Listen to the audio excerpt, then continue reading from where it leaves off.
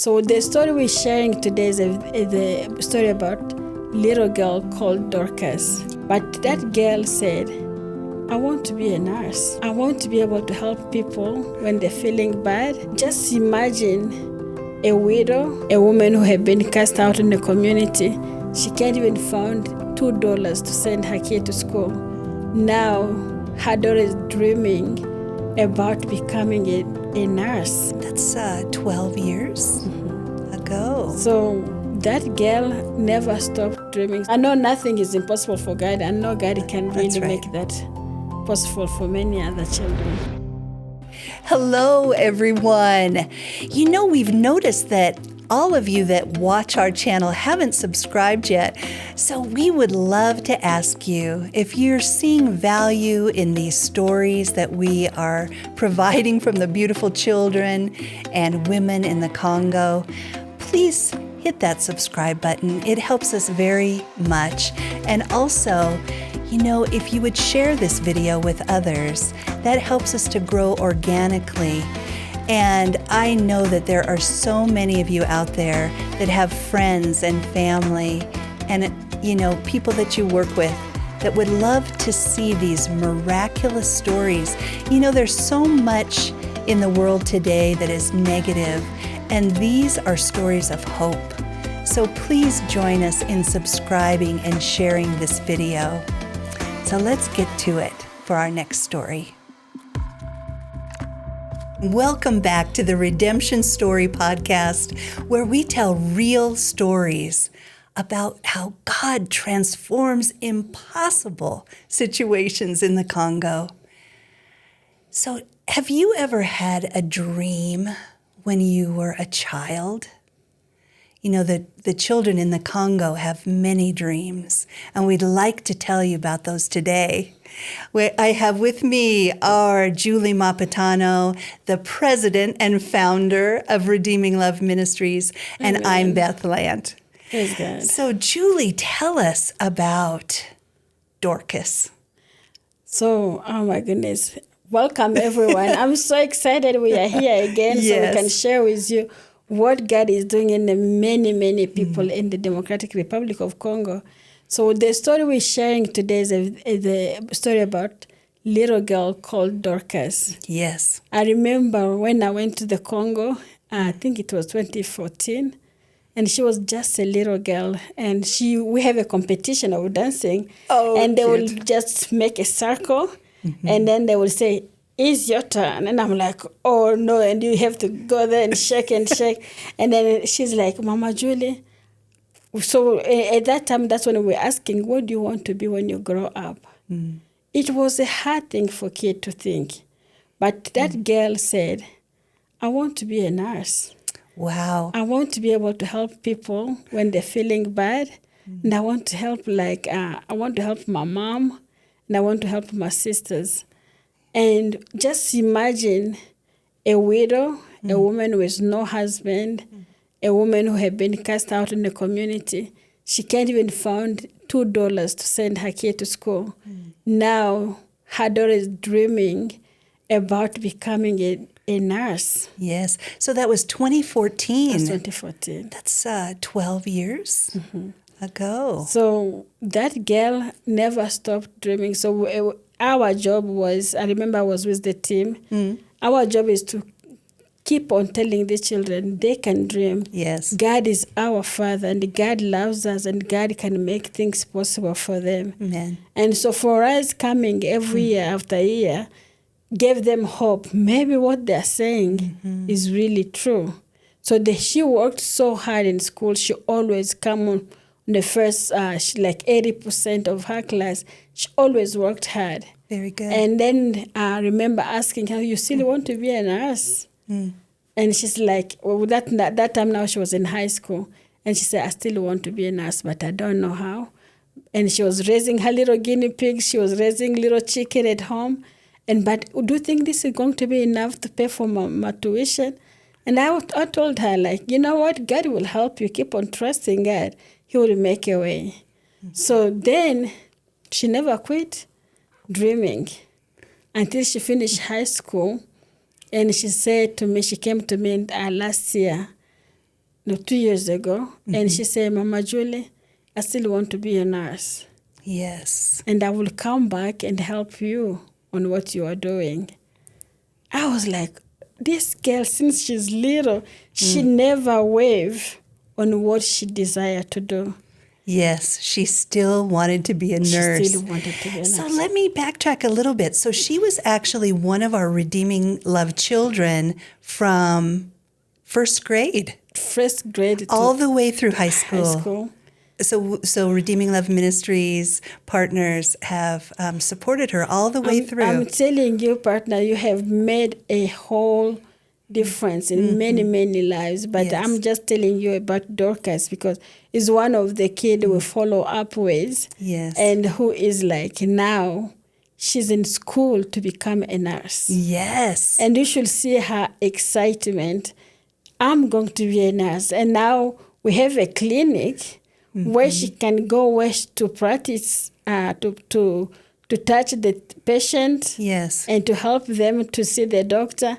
And her heart is so full of joy. Yes. And I'm telling you, when you dream, sometimes we dream small little things, but God does hear.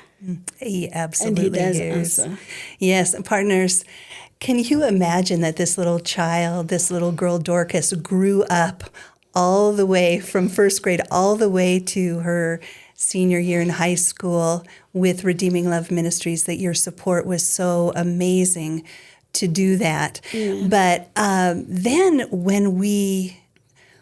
there was a time when our children started graduating from school, and she was probably one of the first classes, maybe. Graduate from high school? Can you remember? Maybe not the first, but several in. And then we were thinking about sending the children to college. Yes. And that was a big dream of yours. It's a big dream to send the kids to college, but yet it's hard, it's expensive, super expensive. Yes. And so we realized by sending one kid to college is like saying no to 20. Right, because we have so many children that would love to go to college, yes. So we sent as many as we were able, partners did. And so she has been in college now for 2 years for nursing. And partners, this is something that is amazing to me as well, that these children not only grow up and some of them going to college, but then they want to come back to their community, don't they, Julie? Yeah. And they want to come back. Making a difference, actually, because those are the girls who understand the foundation of helping each other being loving. You get love. You are loved, and you also have to give love.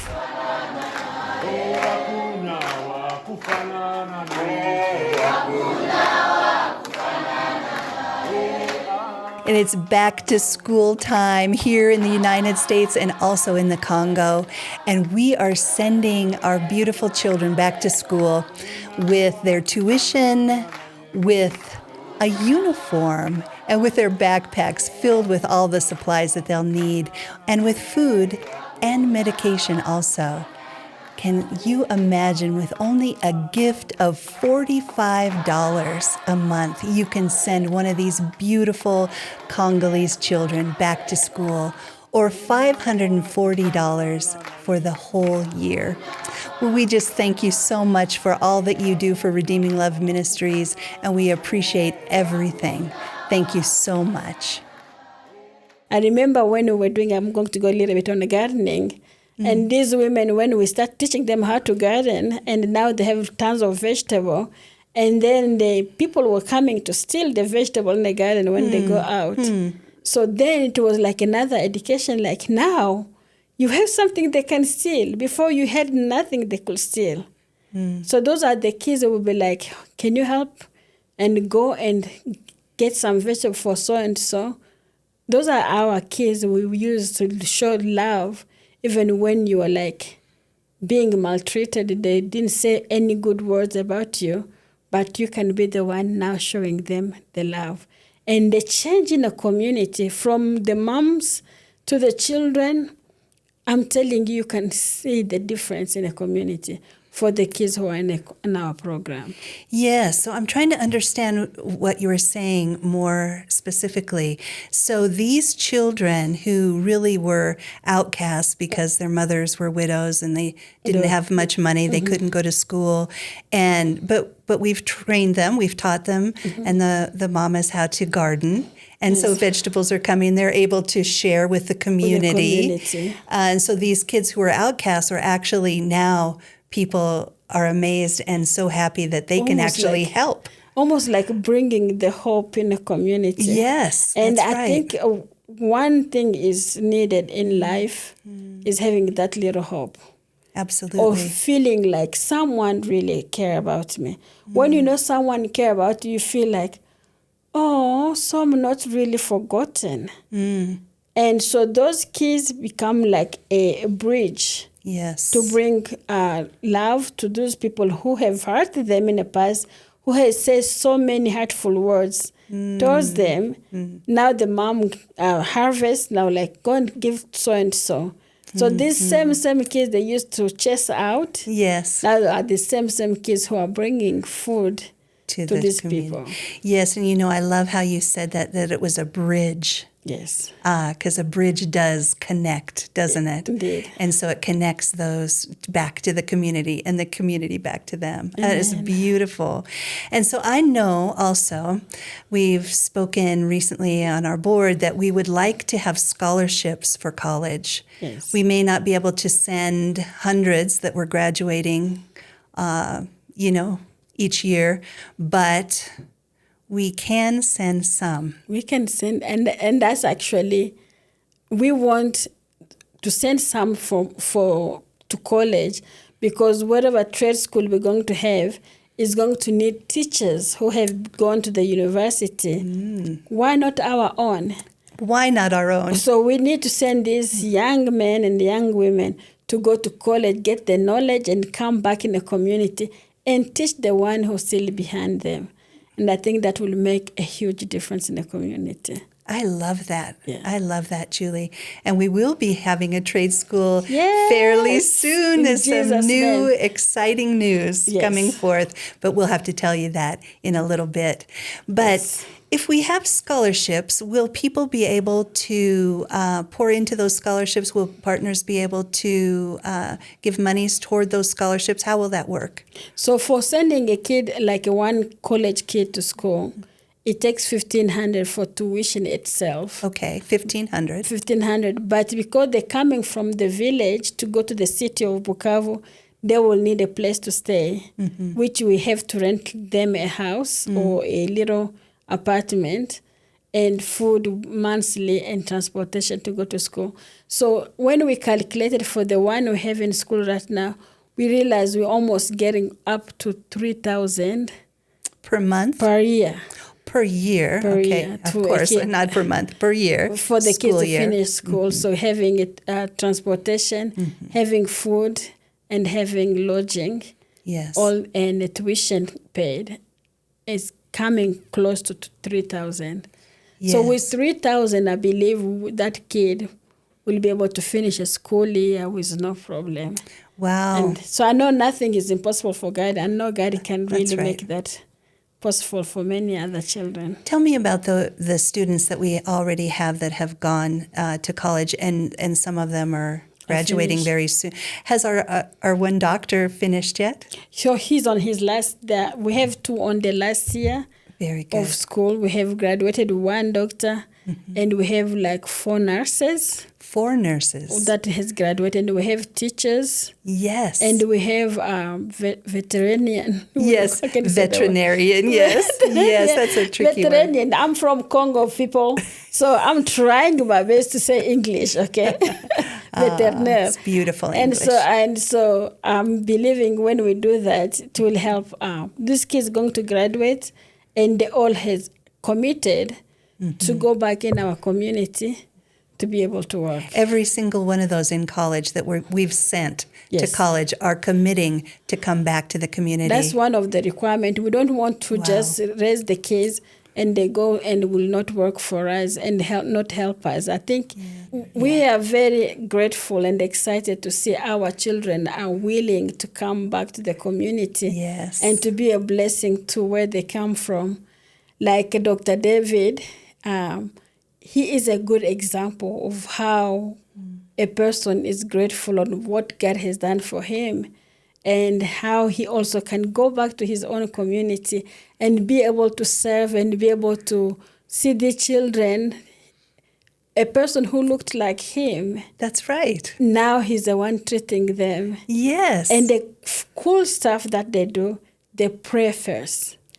Every work starts with prayer and singing and trusting God to guide their hands and helping them and give them wisdom how to do it. So these kids, not only they're having now wisdom how to do things, but they know the one who gives the wisdom is only God. Hallelujah. And so this is really a cool example. Yes. How God is helping many, many children. Like a life of Dorcus. Yes. So many kids are waiting. They're dreaming, they're yearning to be able to even to step in a classroom. Yes. A classroom is not given for every kid. I know. And in America, we are blessed every kid. They can go to kindergarten, they can go to school. We take it for granted here in the United States. But it's not in Congo.